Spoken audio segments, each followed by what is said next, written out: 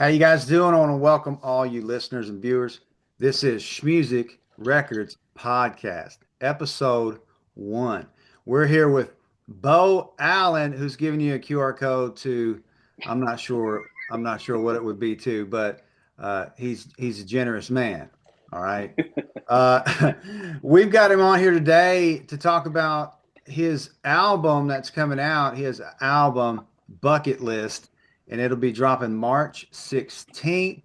We're excited about that, and we're going to just tell you guys more about that particular project, a little bit more about Bo Allen and what you can expect in the future. So, Bo, welcome. I just want to welcome you here today. I got a Thanks, man. question for you.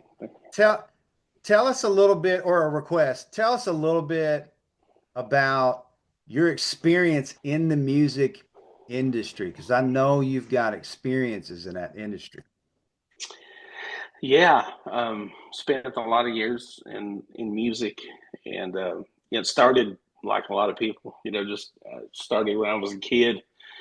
Growing up in church in the South, you go to church a lot, and you hear music all the time. So you're seeing people play guitar and sitting on the porch, playing guitars and singing. It's just common, just something common you see growing up. So, I had that surrounding me growing up, and also members of my family played. I had uncles, my grandfather, my dad, um, just a lot of music in my family too. And didn't really click with me until until I was probably around in my teens, early teens.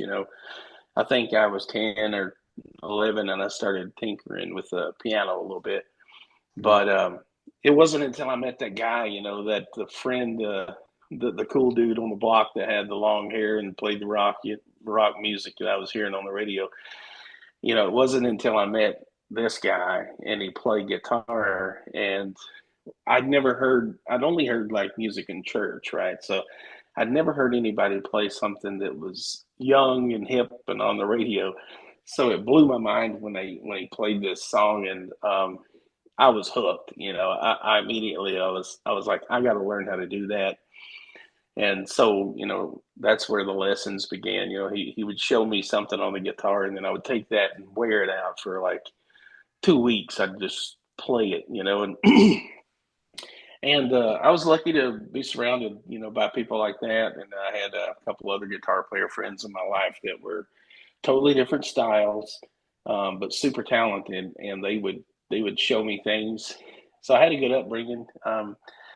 So that was the beginning of my music journey, and then it carried me on to later on, playing hometown cover bands and play for the local fairs and festival type things you do, and then later in life, uh, it was just fun, at that point in time, and I never had any real dreams or aspirations to do anything because coming up in a small town, this is before platforms like YouTube and Yeah. before shows, like The Voice and American Idol, and there's all these avenues now where you can be noticed, and back then you didn't have that. You just had your small town telling you you can't do anything. You got to be you got to stay here and do the grind, and that's for people that not you. That kind of thing is not for you. So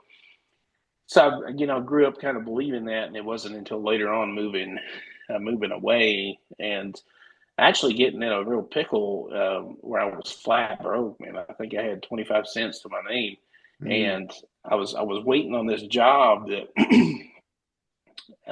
this is probably getting too deep in the weeds here, but I was in a No, situation where no, you this just gave me a song idea. Okay. too deep in the weeds. 25 cents to my name. Come it on. was it was 25 cents. So you're making some money there. I didn't know about the other 20 cents you got. Uh, so it was out of necessity. I took what money that I had left over from this job that we were in limbo, and we lost our contract, and we were sitting idle waiting for it to start back. So I'm blowing through my savings, and finally it just dawned on me. I'm like, what am I doing? I can play music. I can go make some money.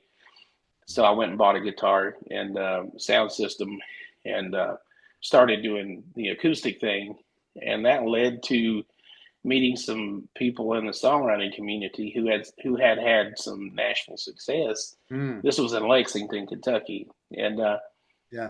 it really lit a fire under me, and I realized that, well, wow, maybe I can do something in this music industry. Um, and that's what started the whole songwriting journey, and led me, later on in life, led me to Nashville, and where I signed my first publishing deal, and then started my songwriter, journey after that. Wow. Wow. Oh, I forgot to add, I Uh, forgot to add, I recorded my first album when I was 15. I went into the studio um, when I was 15, and I got the studio bug too, and I was playing, on um, recordings, and learned how to read the national number system, and I was getting in that. I was really into that world, and I thought that that's where I was going to end up, was a studio musician. That was what was really driving the music at that time. Um, I loved the studio, and I wanted to be just one of those great studio musicians, mm. and kind of like the behind the scenes guy, like the stunt man to Hollywood. I wanted to be that. I never really wanted to be out front, with music, but just wanted to throw that in there as a little backstory. Man, songwriting, you feel like songwriting found you or you found songwriting? I think, excuse me, I feel like that I found songwriting. Um, the venue that I was in, the night that the light bulb went off, it was a little venue in Lexington called the Grapevine, and I didn't know it. Everybody there knew it that was from that area. They knew what an iconic place the Grapevine was. It was a lot like the Bluebird Cafe is to Nashville. And Lexington, you had the Grapevine, just a small bar and grill neighborhood bar where everybody goes. And there was some songwriters in that community, like Len Doolin, John Michael Montgomery, and Troy Gentry, and then Eddie Montgomery, John Michael's brother. They were all tight, and they were all right there in that community, and they all played, the Grapevine from time to time. But I had no clue that that kind of talent was, used to playing there, and people were used to that caliber of person. So I went there on a Sunday night, I think, and I saw a songwriter, and the person I was with at the time, uh, they were telling me, they were saying, yeah, this person right here, they got some songs recorded by John Malcolm Montgomery, and I was just mind blown because I'm listening to this guy and I'm thinking, man, I can write a song like that. I've written songs like this, and so it really connected with me, and that's when it just really lit a fire under me, and I started writing songs like crazy after that, and Mm. and then that kind of gave me a direction, kind of gave me the fire I needed, and the focus, what to focus on. Until that day, I really had no focus with music. It was always just something I did every now and then for fun or for money. Mm. Yeah. So you said you had there was a fire lit in you. What became of that fire? Walk us through after that happened. Um, well, that became sort of like a hub for me. That place, after a while, I realized I was going to need to start playing places like that. So I went and recorded a, a cover tune demo. I threw like four cover tunes on there, and once I had that disc, in my hand, I just started going to like open mic nights and anywhere I could go to pass my music around and just try to get my first gig. And I met a guy at a restaurant, a bar owner, and I didn't know it at the time, but he was really good friends with the manager of the venue, the Grapevine. Mm. I didn't know this, but I showed up at his open mic night, which was on a Sunday, and he was so impressed that I actually came to the open mic night because I remember him telling me, he said, not a lot of people follow up with the open mic nights. He said sometimes, the musician who's professional, will not show up and thinking, well, I don't need to show up at open mic nights. I'm a professional. I play, I get paid to do what I do, whatever. So he was impressed at the fact that I showed up and came over there and just came and played, his venue and followed up on what I told him I would do. So Mhm. it was just a few days after that he gets a phone call from the manager of the Grapevine and Wow. ask if yeah. So that was cool. She asked if, hey, this guy? He came over and wants to play here. He's like, yeah. As a matter of fact, he just played my place, and I think he did a good job. So that got me in the door at the Grapevine. And once I got there, I started meeting my people, my community, and it really was a trial by fire. I wasn't a performer. I wasn't a seasoned entertainer by no means. I had always just played second fiddle or third fiddle for that matter. Just being on stage with other musicians was my position. I'd never been a front man. So in this gig, You're on a stool in the middle of the stage, and you have to entertain people for 4 hours. So that was the thing that really just shaped me and molded me, and got me out of my nervousness, and helped me to develop a style, I guess, or a system of entertainment. It was totally by accident, and like I say, it was by just sweating bullets and looking like an idiot for 4 hours until I figured out what to say to these people. But yeah, so Yeah. that's what happened there, and then that led to just meeting some really great people who supported me and helped me. They helped me financially to get my first recordings done in Nashville, and helped me, go back and forth. So I owe a lot of that to a lot of good people who just wanted to see me succeed. Mm. Yeah. Mhm. Yes, Well, sir. you treat people well, that's what happens. It sounds like that's how you've treated people well in the industry. You've tried your best to work with other people. You've had a great testimony. So take us a step further. So these people jumped in. You had some investors. You had some people who just believed in you and said, "Hey, let's get this thing rocking." So what happened from there? Um, I started mailing, back in the day. It's ancient. Ancient times when you would actually drop a CD in the mail, with your little letter, and hope to get them in the hands of anybody, and that could do something in Nashville. Mm. So every week I would just go and go to the post office to get a bunch of mailers, and I would circle from a Billboard industry magazine. I would circle the record labels or publishing companies or producers, anybody that would let you mail things. And so I was just targeting people. Some people were random and some were targeted, but I did find um, Alan Reynolds, which was Garth Brooks' producer, produced most everything he's ever done. He's produced. He was with them. He was part of that Garth camp early on, when it was Bob Doyle, Garth's manager, and Alan Reynolds and Larry Bastian. Um, they were the core group that kind of formed the company for Garth Brooks, to launch his career. Mm. So I was a Garth fan already. His music spoke to me, so I wanted to, like everything, I wanted to get my music into his hands. And through weird connections, and um, it just so happened that I ended up getting.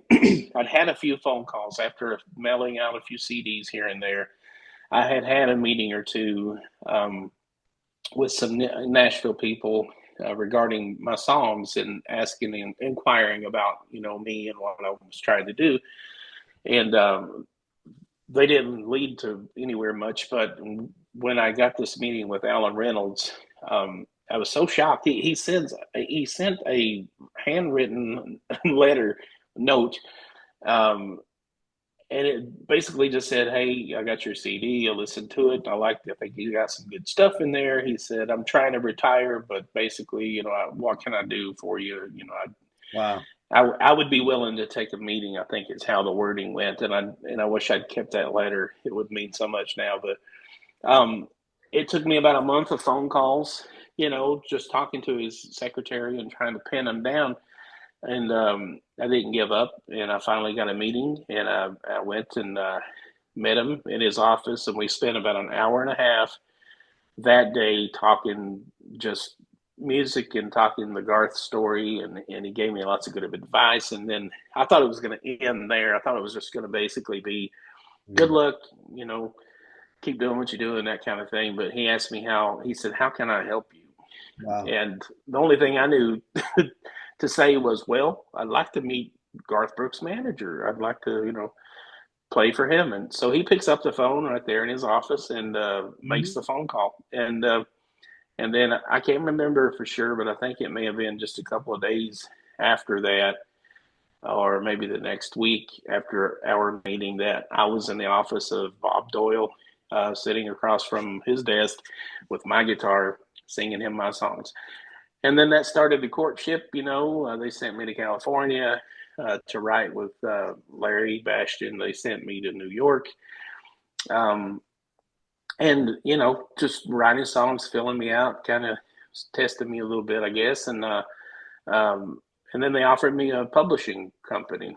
Um, and during that time, oddly enough, well, you were there during this time. Actually, you were in the thick of it. That's Yep. what that's where you No made me. idea what I was in the thick of. Yeah, so you were there and you got to witness the whole thing with Toby Keith, which I mean we could talk hours and hours, but you know, people listening to this won't know, but you know what was going on during that time too. When I moved to Nashville after you know I had before I signed my publishing deal, I think I moved to Nashville.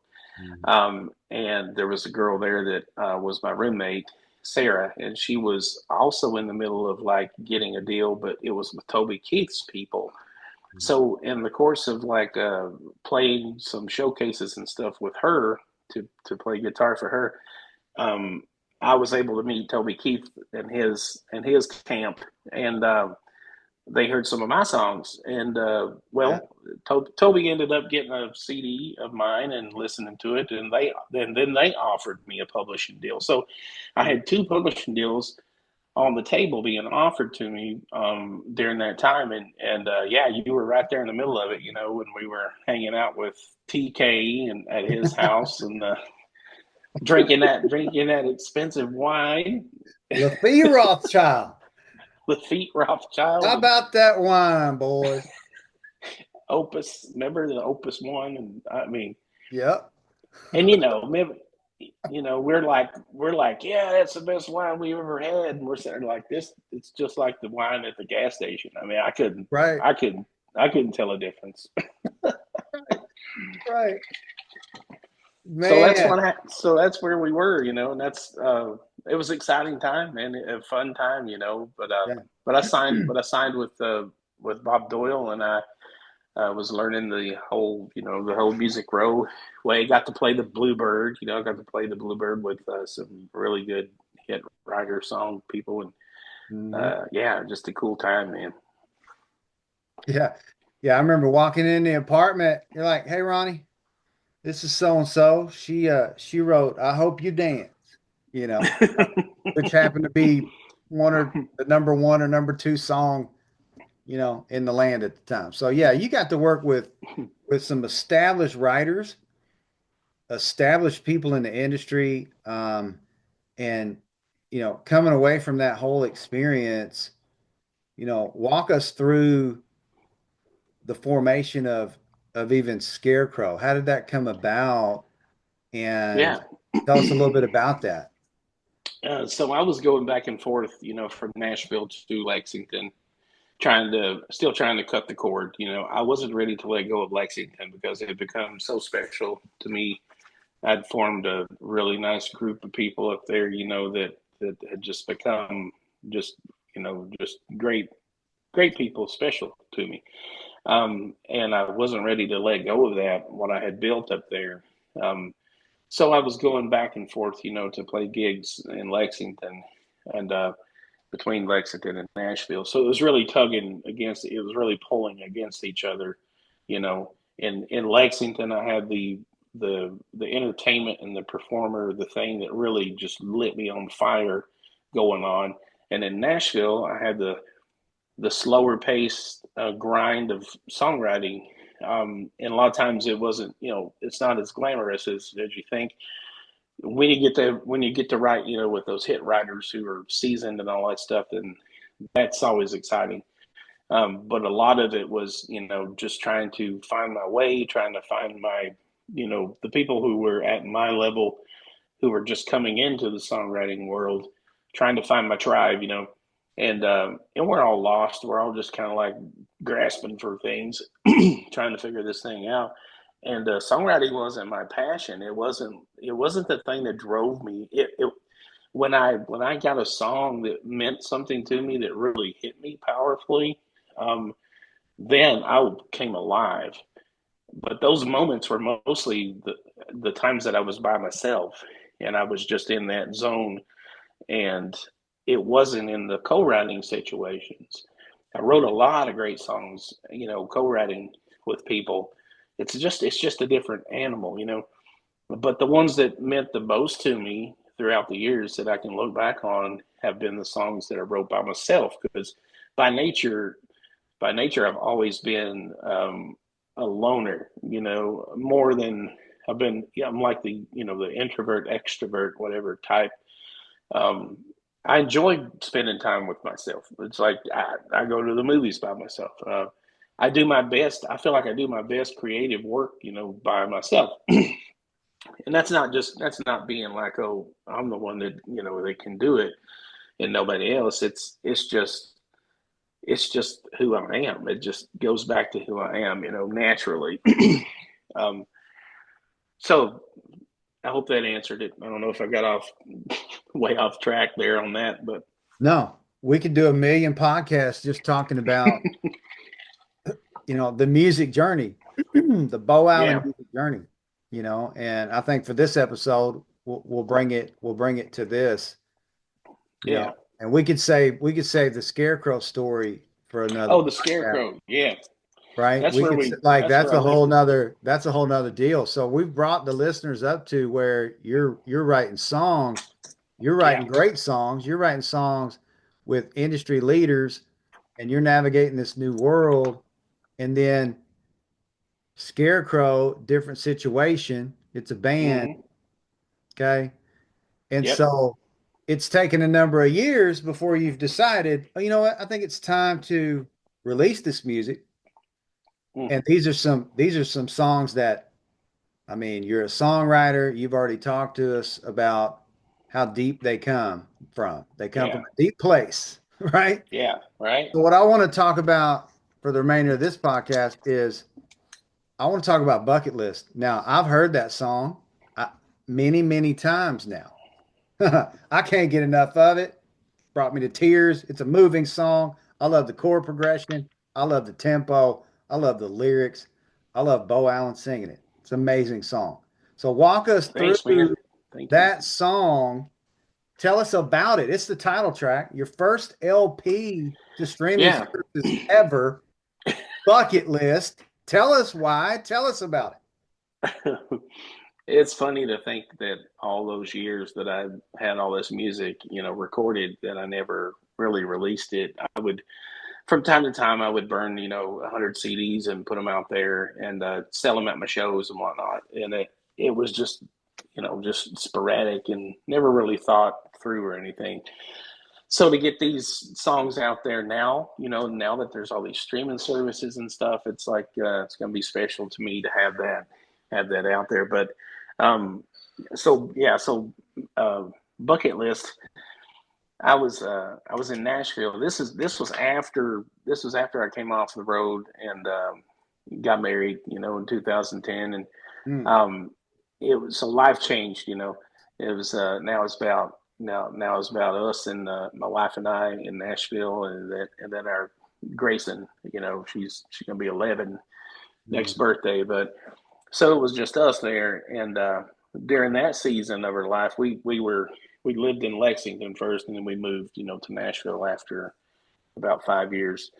So I guess we're sitting at around 2014, somewhere around there, um, 2015.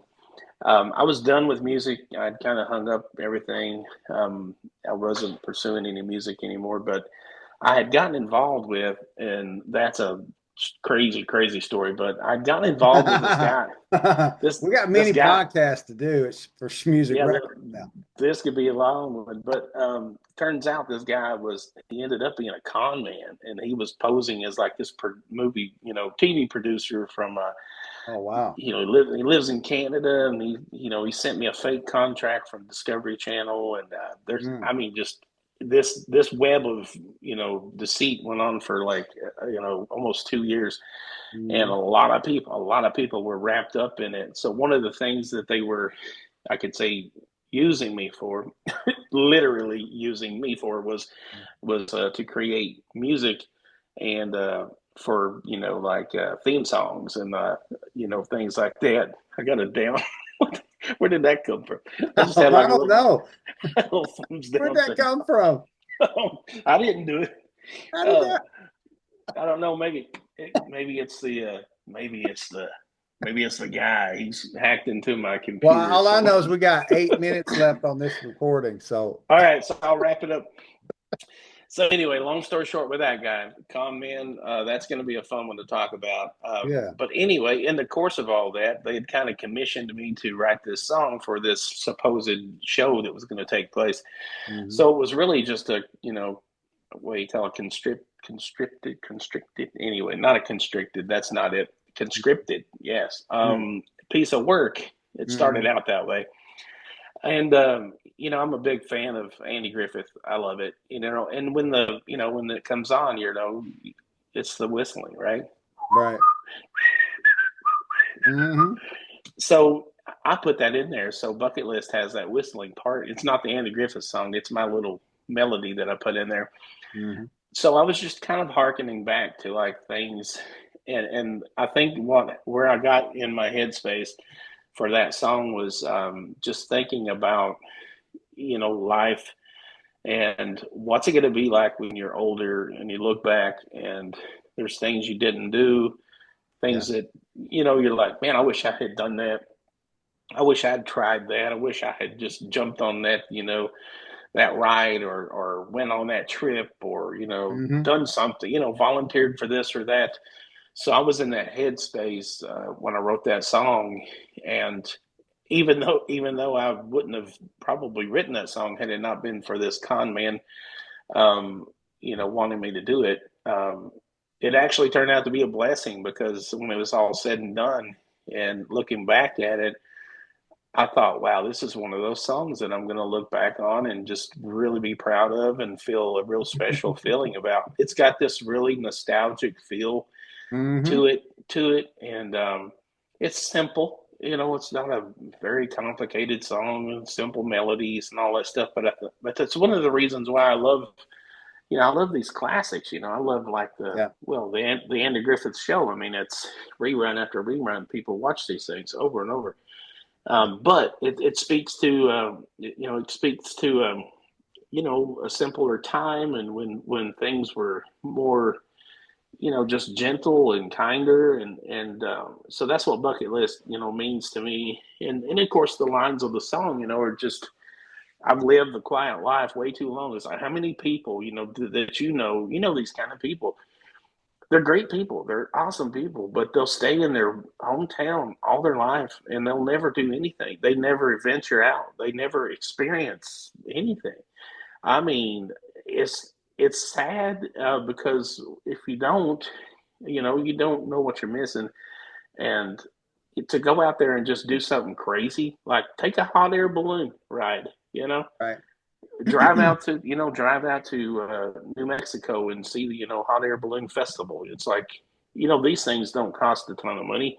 Mhm. There's things you can see in your backyard, right in your own home state. I'm amazed how many things I didn't even see or still haven't seen that were right in my own backyard.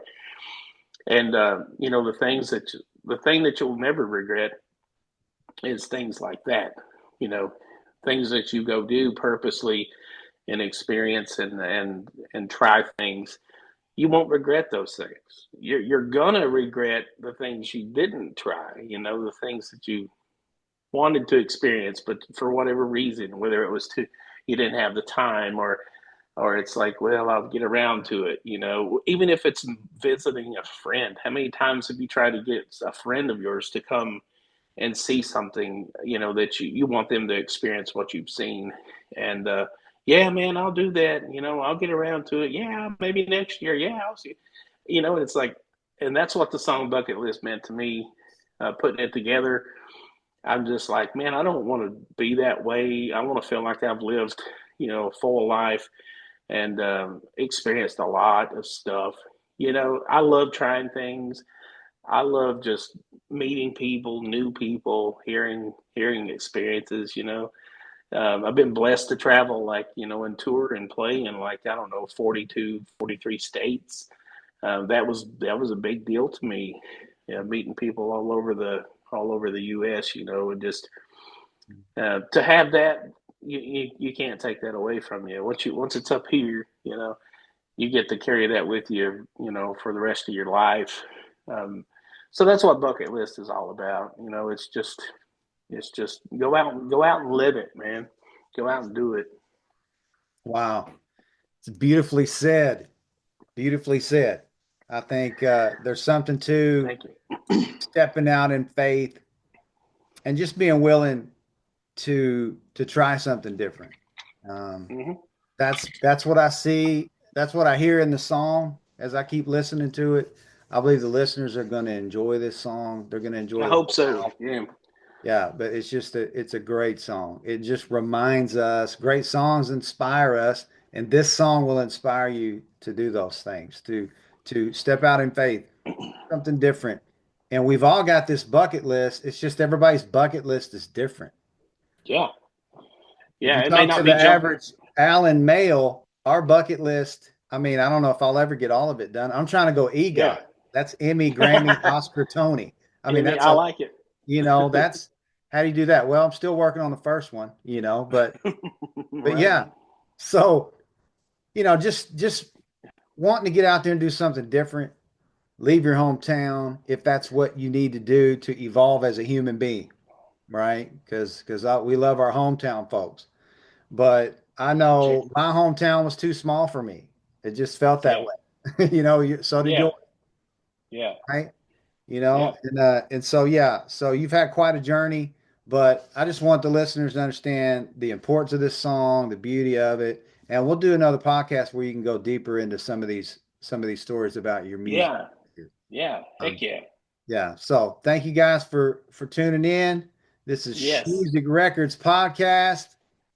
Boom. Enjoy your day.